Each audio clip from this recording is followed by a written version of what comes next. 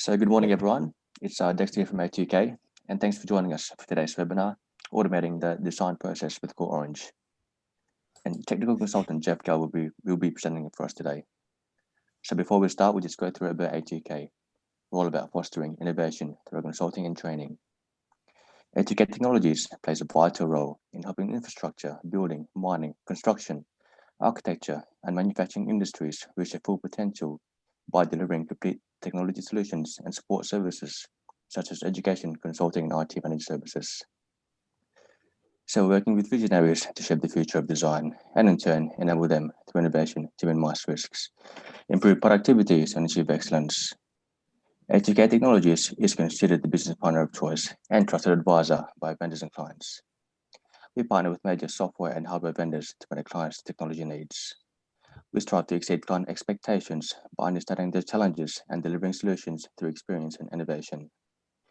We work with clients and companies of any size nationally and abroad. Over to you, Jeff. Okay, thanks, Dexter. And welcome to those that are on the call today. Happy New Year, I guess. Hopefully it's a better year than last year for some of us. It's impacted people differently, some good, some bad, and hopefully this year shapes up as a better one going forward. So what we want to talk about today, as Dexter's already said, is publishing automation using a product called CoolOrange Power Jobs with Autodesk Vault. And we're going to be going through a number of different ways that can happen. We've got a standard offering that A2K have put together as a package.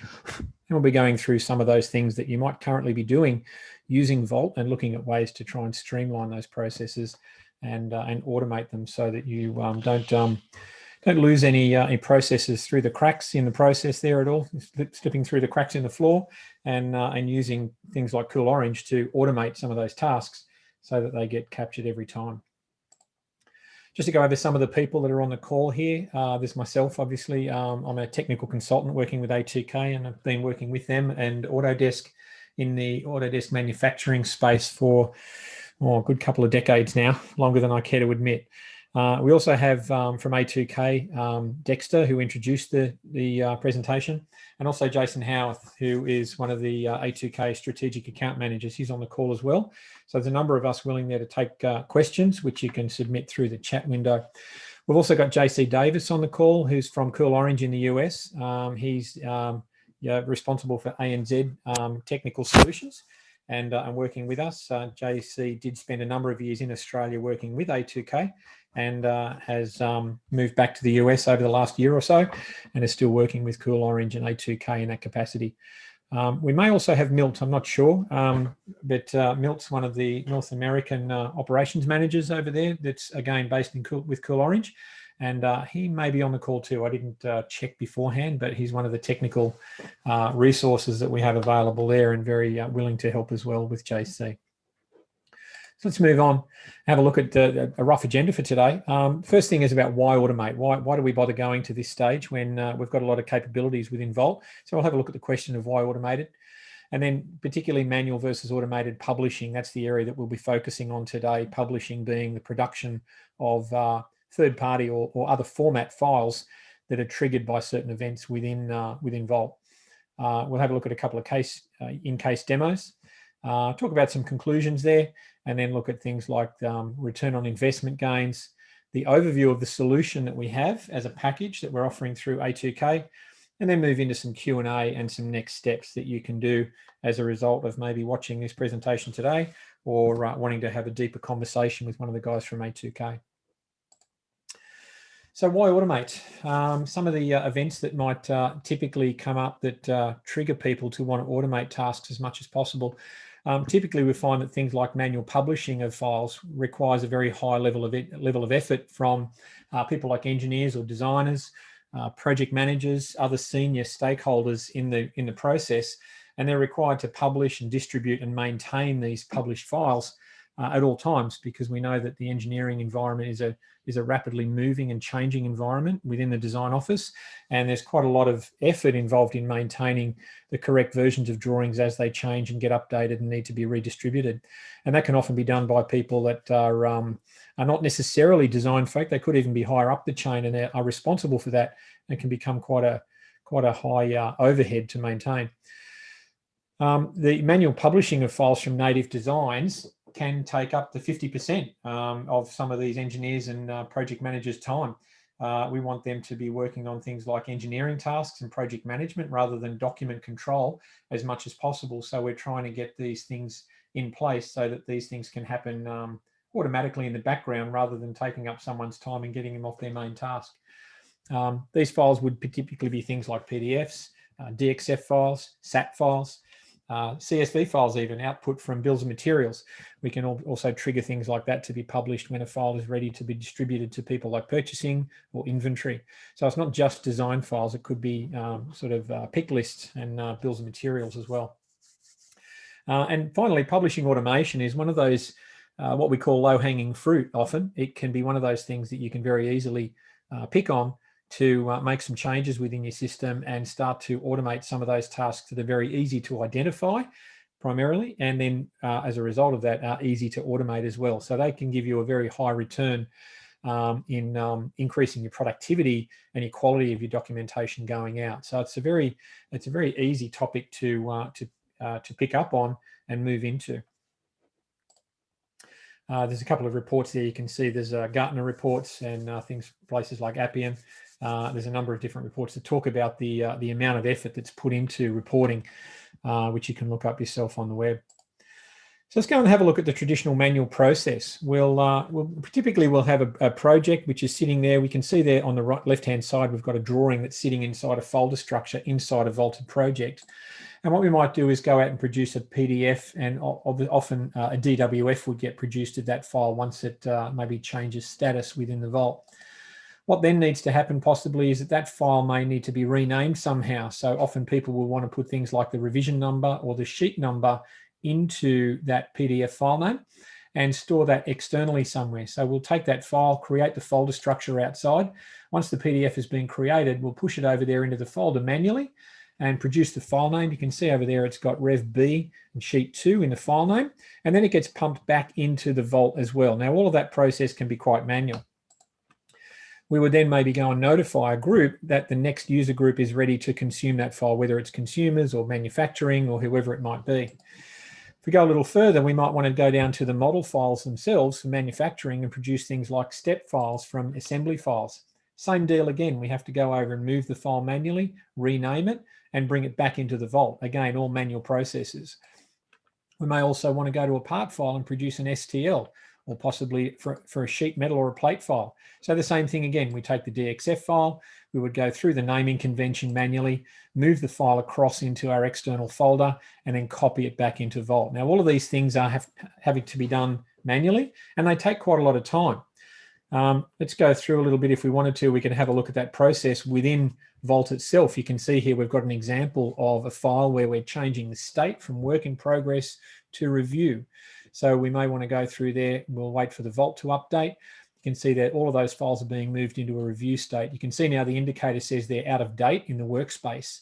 So we would have to manually go and grab all of those files and get them out again as the for review version and put them into a local workspace, so that once they're there, we can then go and open up those files and have a look at what we need to do to produce all of those third-party manufacturing files. We'd have to open the assembly file up first, you can see there, and we might save that assembly file, change the file type. This is all going through the manual process within Inventor.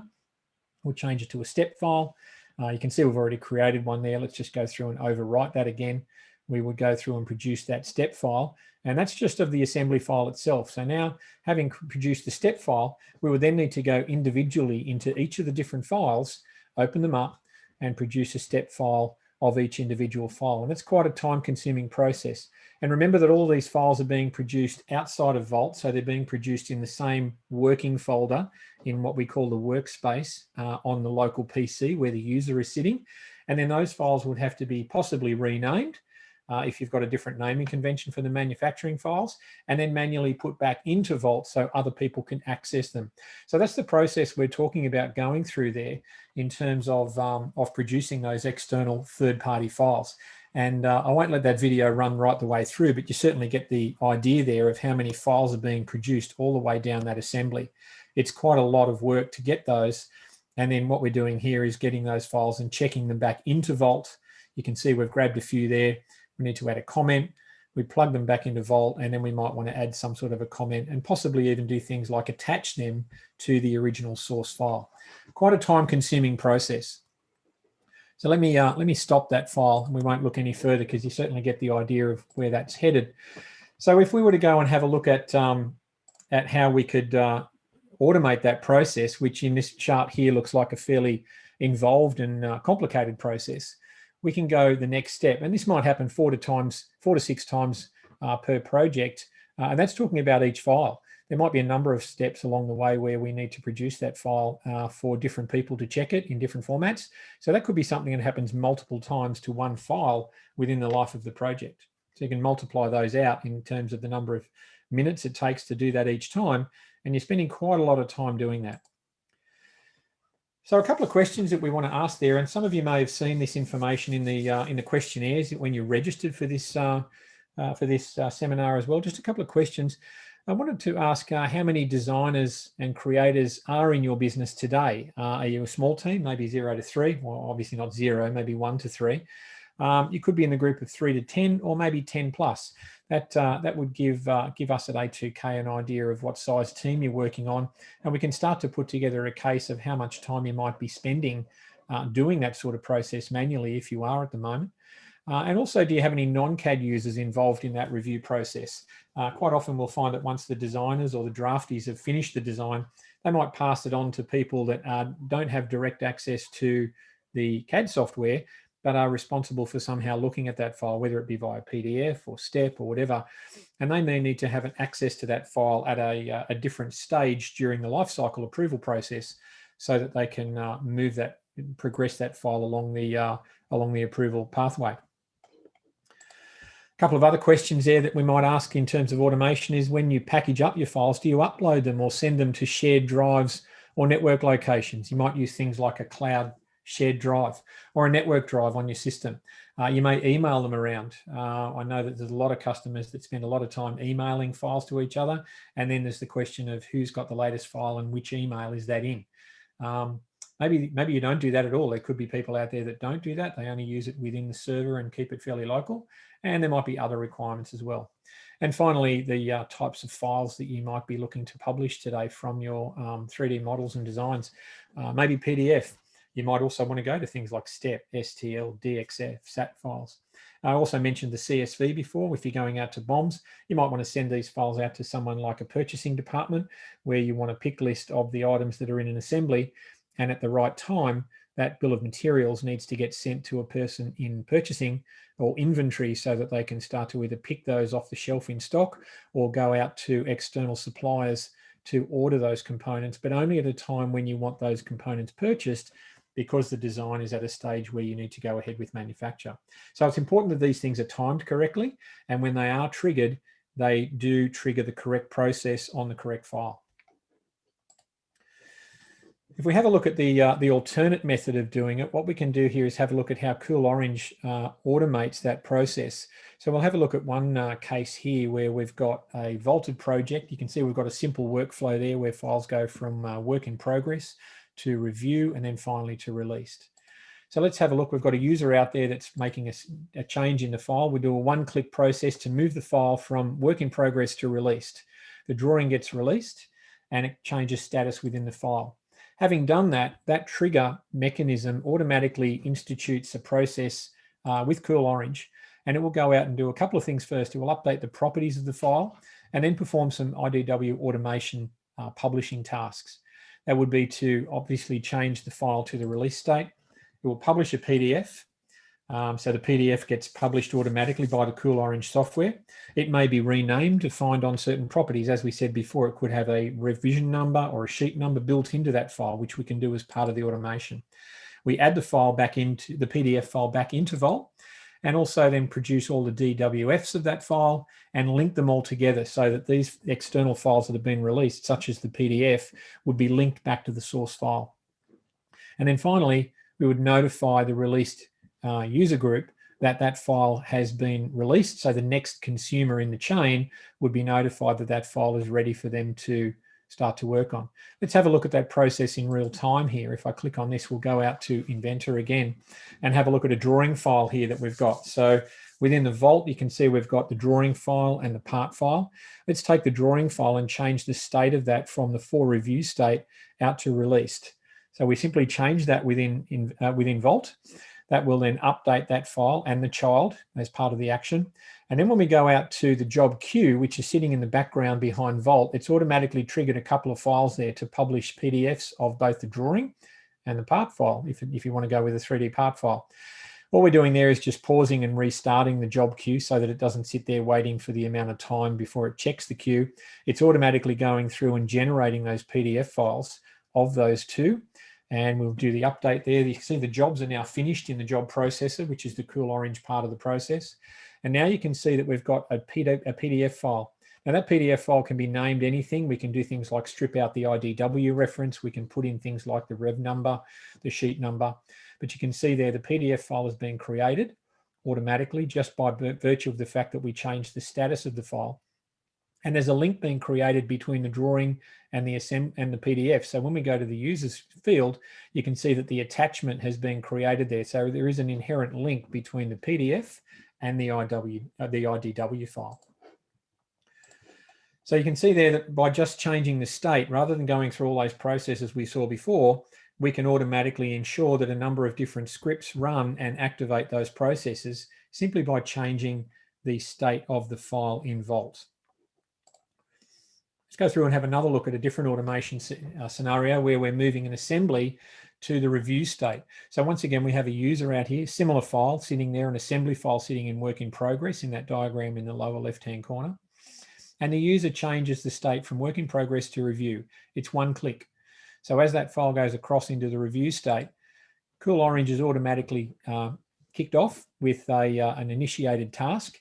And what CoolOrange is going to do there is, again, update the properties of the file so that the state changes from work in progress to review, and then perform a number of automated tasks. In this case, we're going to publish step files from the IAM and all of the IPT files that are associated with it. So the step file gets created. It also gets renamed again according to the format we want that third-party file to take. The files are added into the Vault. The DWFs are published so that people that are looking at that file in the Vault client see the latest version. There's a link created between the STP and the assembly file. And then the new review group is notified via an email, usually via a group email. We do that so that because people tend to change. So we would tend to put that into a group email and move people in and out of that group as the members of that review notification group would change over time at different organizations. And then finally, we've got one here again with an assembly file moving from the work in progress to the release state. So you can see we're moving across to released. The file comes across. Once again, CoolOrange is initiated. The properties of the file get updated. And then we run a number of tasks once again. We publish the STP file. We rename that based on certain properties, add it back into Vault, publish the DWFs, link the attached file to the native file, and then possibly in this case, send copies of the step file to an external location. So we can have the script file not only put the file back into Vault, but then automatically write it to a project folder structure, which can be either a single folder or what we call a flat list, or it can go to a folder structure on a network drive that can mirror the folder structure within Vault. Once again, very simple process. Let's have a look at that one there for a second. We'll go through and have a look at this assembly file. You can see the assembly file in Vault is being changed from review to released. And what's happening here is that we'll have a look at a number of other things here. I've got some restrictions there. Just go through. We're moving that through. So the file is being through to released. And then when we go and have a look at the job queue, there's a number of different jobs that have been set off. You can see copy the STP to external locations. So we've got a script that's been written, and it's taken all of those files just by moving them as a group, all of those IPTs and the IAM. And if we restart the job queue, just kick it off again with a pause and resume to not wait, you can see that it's going through all of those jobs and producing the step file and copying them to the external folder, which can be hard-coded into the script. And you'll see out here as we move out to the Windows laptop, the directory, have a look in the step file. These files are being added automatically just by the virtue of the fact that we've changed the state of the file. So you can see there how much time that this is saving in taking these jobs offline and not relying on users to have to go through and do this one by one as part of their day-to-day activities. All they've done is change the status of the file and everything else happens in the background. There, all the files are now done, and you can see that all of the step files have been published to an external location. They would also be put back into Vault, and they would probably be linked back to the original file as well. So it's quite a lot of work, a lot of time being saved there in doing that sort of thing and automating that using software like CoolOrange. Let's stop that file and we'll go back and have a look a bit further on. So the thing we're talking about here, guys, we're talking about taking a number of different tasks, sometimes multiple tasks or multiple actions on a file, and triggering them all in a single process just by changing the status of the file in Vault when it's ready to go. And finally, the released user group would be notified when all of those tasks have been carried out, and they would get an email to say that these files have been released, and possibly something like copies of the step files have been placed into the directory on their network server where everybody can access that, whether they're a Vault user or not. Another one that we have, which we can use things, in this time we're talking about a product called Power Events. Power Events is something that checks for certain status to be correct before certain processes actually take place. What we've been talking about so far is the events being triggered and automatically being carried out. But there might be certain things that you don't want done while the file is in some sort of a processing state. So let's say, for example, you've got a file here that's going to be moving from, say, work in progress to review or review to released, but there are pending jobs in the job queue. So something needs to be done to it, and you can't move it on to the other state until those tasks are done. So with things like Power Events, what we're able to do is, for example, we can move a file back to try and move it into released. We get a message there saying in Power Events saying that the file can't be changed as long as there is active jobs in the job queue. So there must be some job that hasn't been run yet on the queue. So it doesn't allow people to move that file from released back into work in progress because it's still being published as a released file. So this is a bit of a safety control there to make sure that you can't do something to a file in Vault if there are unfinished tasks still pending on that file. Same thing again, we can have a look at moving a file from review, maybe moving that up to released as well. And it'll push back all of a sudden and say we can't do that because the part number in this case doesn't match the new numbering scheme. So there might be something that needs to be done, and we can name numbering schemes so that if we do want to move a file from review to released, there could be some sort of a change in the numbering of some kind. And in this case, what it's done is put in a safety valve that says if that file does not conform to the desired numbering scheme, it can't be released. So we can use the Power Events as a gateway to stop certain things happening on a file if it hasn't been done, and not rely on the users to have to check those things.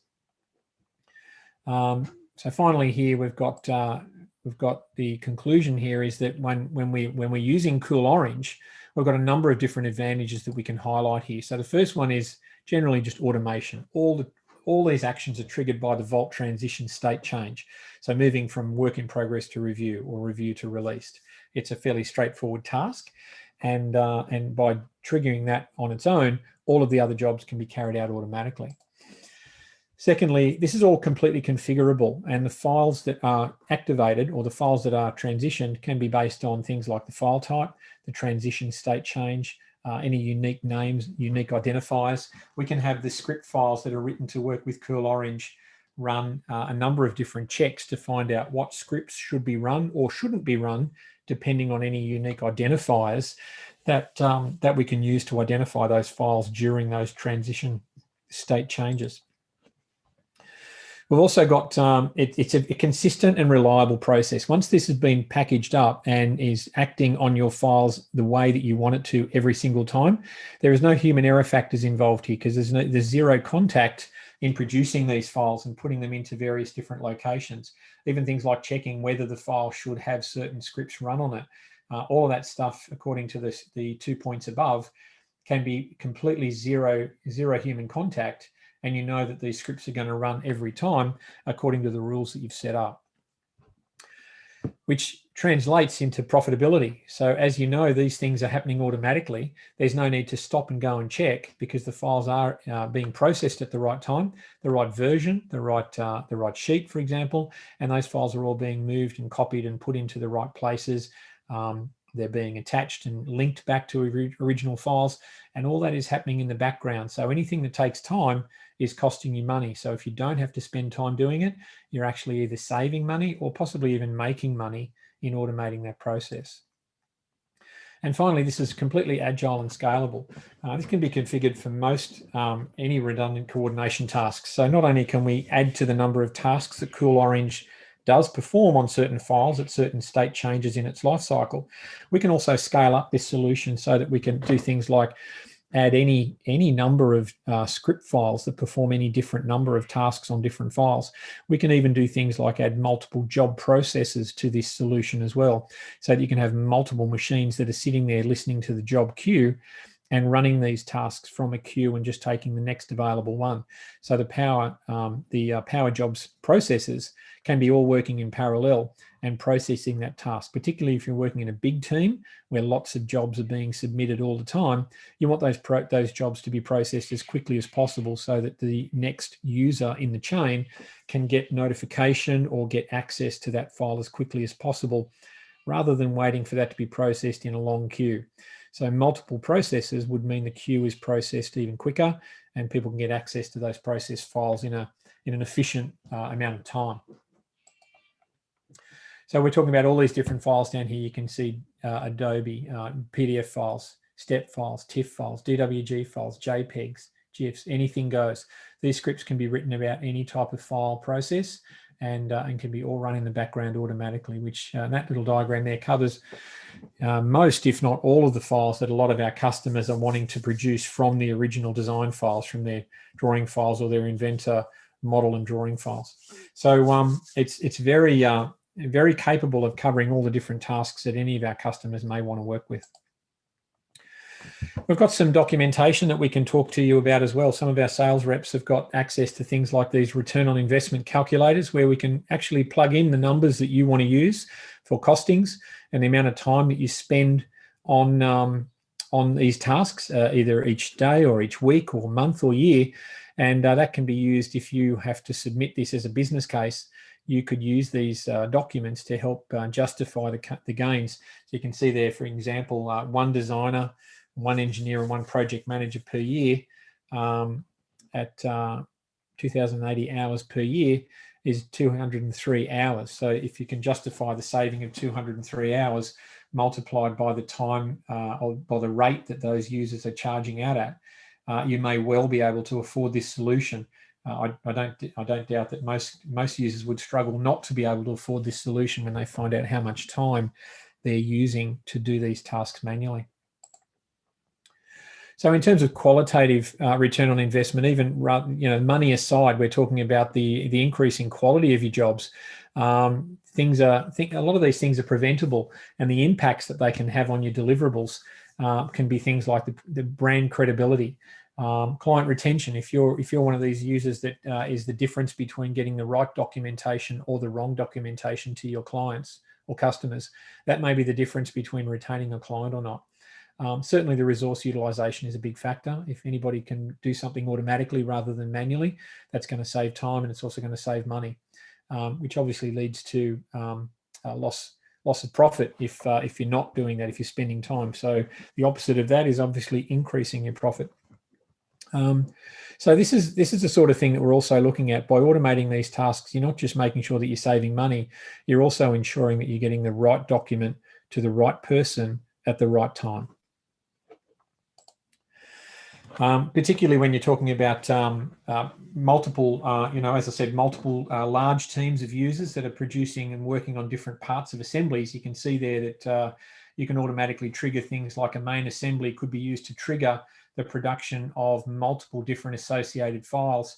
So you can see there we've got a mismatch on the left. If we publish the wrong door for the yellow car, it might be just a human error that publishes the wrong color style. So the door goes all the way through and gets to the end and gets put onto the car in a car assembly scenario, and you've got the wrong color door appearing in in the body of the car there on the production line. So these are the sort of things that can make a big difference. You know, these are all automated. All these tasks are automated as a byproduct of your design workflow. You're simply saying this file is ready to progress down the line. It's ready for release. And as a result of that, all of these other things happen automatically on that file because that's the file that you took the action on. So we're looking at saving time, reducing errors, reducing costs, and ensuring quality. These are all the sort of things that we should be striving for to differentiate ourselves from our customers, or our competitors, sorry. So in conclusion there, in wrapping up, you know, from my part of the content there, the most obvious way to improve the business is by automating some of these standard processes. And this unique package service offering from A2K looks at taking advantage of that very quickly, particularly with things like PDF generation and email notifications. So I'll jump through to the next screen here where we can have a look at that. So the publishing automation solution package is generally speaking is triggered on a Vault lifecycle transition, or what we call a file state change. And it may also be on demand as well. There is the option to run these scripts which are triggered by the state change at a manual process. So you could have access to these and run them anytime, but typically we want them happening at some sort of a state change. That's the best practice that we would recommend. The automation is unlimited with CoolOrange as long as you can write something, or whether you get A2K to do that, or whether you have in-house expertise with things like PowerShell scripting. The possibilities of what you can do with CoolOrange are really unlimited. It's open to whatever PowerShell is able to be scripted with, using the hooks into the Inventor design files and publishing processes. So the offering would look to do things like auto DWF creation, auto PDF creation. That would be a single sheet of a native file. Auto publishing of 2 other file types from your selection list. They could be DXF, DXF flat pattern, BOMs, step files, STL files. The package includes a selection of 2 of those files that could be written out as a result of that state change of the file. Those 2 additional file types are then stored in the Vault and linked to the native file via an attachment.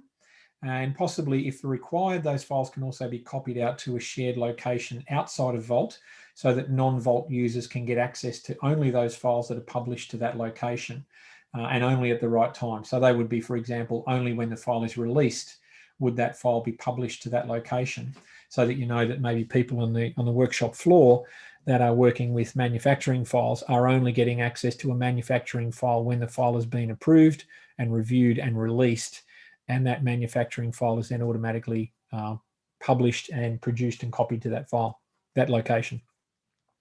There's also email notification to the next Vault user group. So on release, as I said, they may go to a publishing user or a manufacturing user, sorry, a consumer or orders people.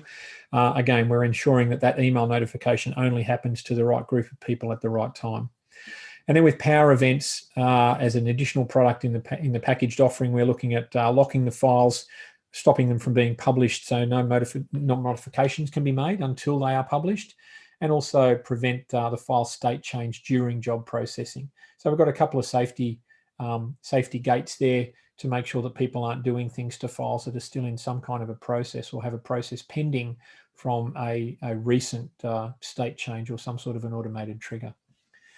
So the roadmap there on the right-hand side, you can see that there would be a questionnaire about today's action. We would obviously take some information about your processes, finalise the scope of works, do a quick check, what we call a site readiness check, to make sure that everything that we need to put this in place is ready to go. Then there's the implementation, configuring of the scripts, the testing and the handover, and go live. And we estimate that that process would take about a day and a half from implementation to go live, as long as we have all that information, and, you know, barring any problems with things like site readiness, whether something needs to be done to the server, or you may need to get your hands on a second machine to act as that job processor to process the tasks in that queue as they're submitted by the state change. So that's a quick overview of the publishing service offering, and that's what we'll be looking at talking to you about as a packaged service. So in terms of getting started, then I guess the big question there is to go through the questionnaire that can be provided to you. We have one there that goes through things like what sort of process do you want to run, what's the automated output you want, and on what kind of files would you like them done on. So we could use that as a grid to go through and start to map out which processes need to be performed on which files at which particular state or state change. And we would use that as our reference document during the implementation of the offering, so that that you guys can have some input at the right time before we start to put these triggers in place. I think I'll move on there. We've got to the point now where there's we'll open it up for questions. I know that I think Dexter's been monitoring some of the chat stuff in the background, so I think at that point I'll stop talking and just open it up and maybe ask Dexter first if any questions have come along during the presentation that we might try and address first before we take any other ones. So Dexter. Yep, so it doesn't look like we have any questions at the moment, guys. So we'll just wait a few more minutes. Okay.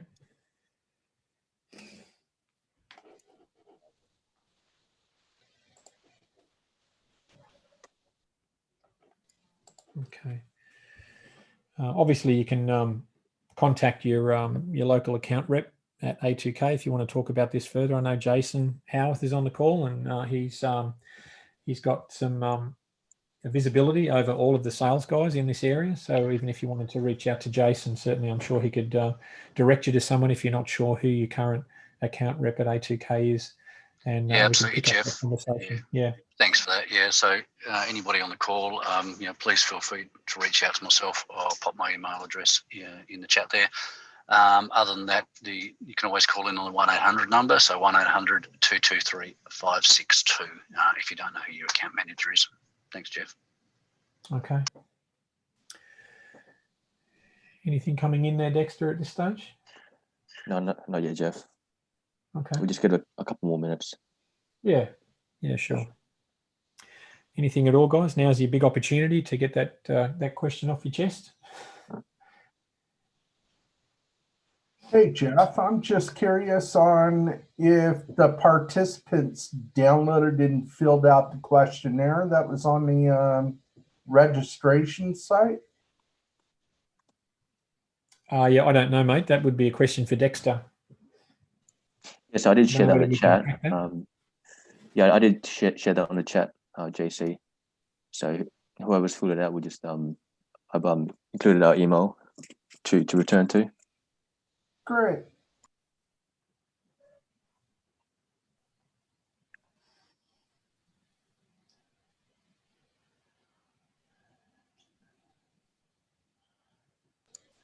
Well, if we have no more questions, Jeff, I want to thank you for presenting today, and Jason for hosting, and Dexter for all your help, and the participants for being involved.